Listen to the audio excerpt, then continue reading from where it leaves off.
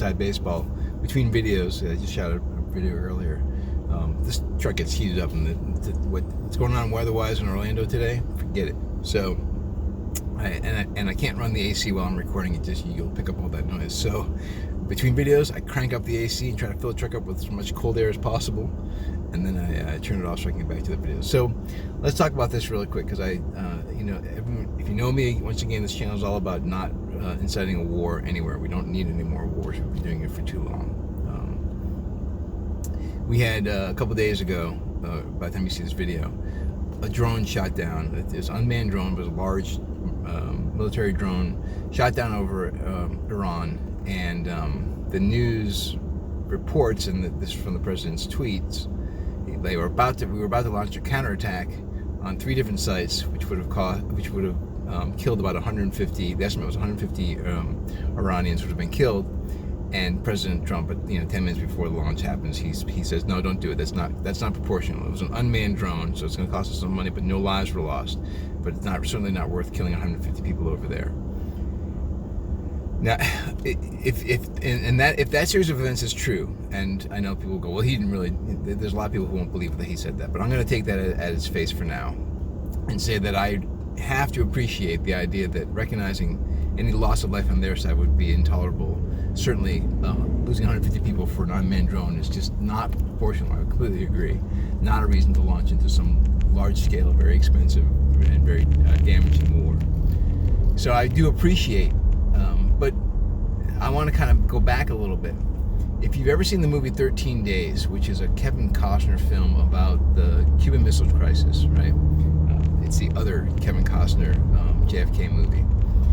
In that movie, they talk about how there were military people who worked for Kennedy and military people who worked for Brezhnev who were like, "We got to go to war. Now is the time." And they both tried to sidestep their leaders, on both sides, to launch this war. It would have been a horrible nuclear war, right?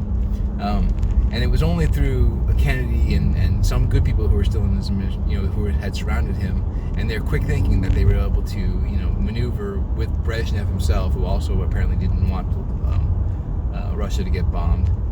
Again, that's the way the recounting through that movie is, and it's a Hollywood movie. How much can you believe? I don't know, but I don't put it past both the launching of our drone with somebody on our military trying to goad the president or trap the president into a war, or someone on the Iranian side trying to shooting down that drone, trying to get America, trying to provoke America, because Iran's backed by China and Russia. Like, they're not even Iran themselves. They're not alone. They've got pacts with these two countries who are economically dependent on oil from Iran.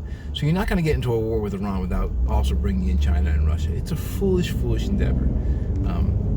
It's much better to diplomacy. But marrying that movie about the Cuban Missile Crisis and looking back at what happened in North Korea when they remember, everyone was so afraid that we're going to go to war with North Korea. They cranked up the pressure, and then and everyone was like, "Oh, this guy's a warmonger. Trump's a warmonger. He's a warmonger. We're going to go to war." And I understand the fear, and I don't know that I necessarily fell for it at the time. I had other information I was getting that I kind of believed to be true. But anyways, regardless, it didn't happen, right? We had peace break out with North Korea. And then a whole bunch of people were like, "Oh, he just acquiesced and he just rolled over and showed his belly." Trump, he's trusting these guys and they can't be trusted. Look, guys, we're 2 years into this now, a year and a half into this. Nothing bad has happened still in North Korea. They've recognized, first of all, you just said you were afraid he was going to get us into war, and now you're mad that he didn't get us into war. Come on, make up your minds. But on top of that, they everyone's like, "Well, where are we going with that?" Damn it, I lose the thread so fast because I'm negotiating the roads here. So the poor guy can't win for losing. I don't want to come across as some kind of Trump sycophant. I'm not. I'm very leery of political leaders and just the idea of cult of personality entirely. And I can agree the guy is crass, and I can agree that. But again, if you can't put up a guy who's lily white or a woman who's lily white against him as a candidate, then you're going to have a hard time convincing me to vote Democrat. You can't put up Biden to me. That guy's a creep.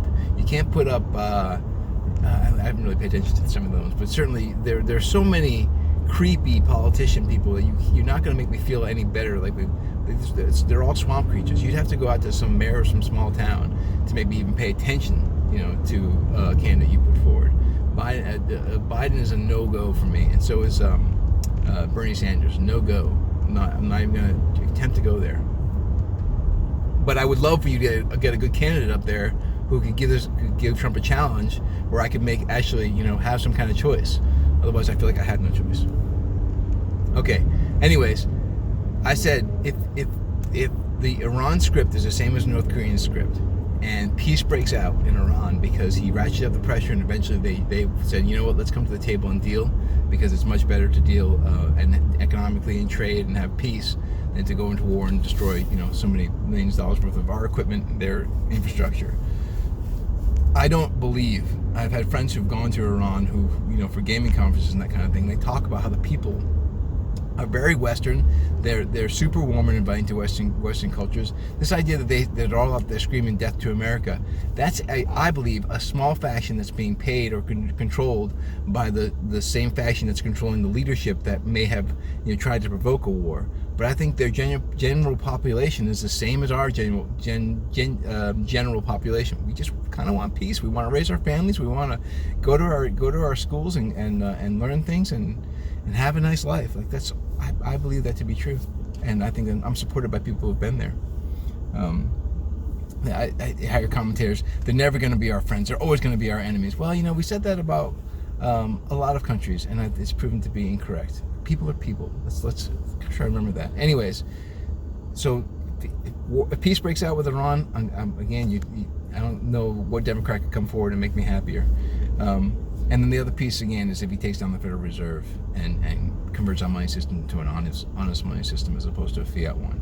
Like, I don't know that he's got time to do that between now and the election, but damn, it would be nice, wouldn't it? All right, now the truck's nice and warm, and I'm all heated up anyways from talking so much, so I'm gonna let this one end. But if you have any thoughts or counterpoints, I'm happy to hear them. Let's put them in the comments below. If you like these videos and you like to hear me rant, you can click the like button and subscribe. Hit the like button, it like boosts it in its search. Right now I'm not getting a whole bunch of hits, but that's okay, it's still a young channel. So hit the like button, hit the subscribe button, and notify too if you want to know when I'm sending these out. All right, peace everybody. Bye. Peace.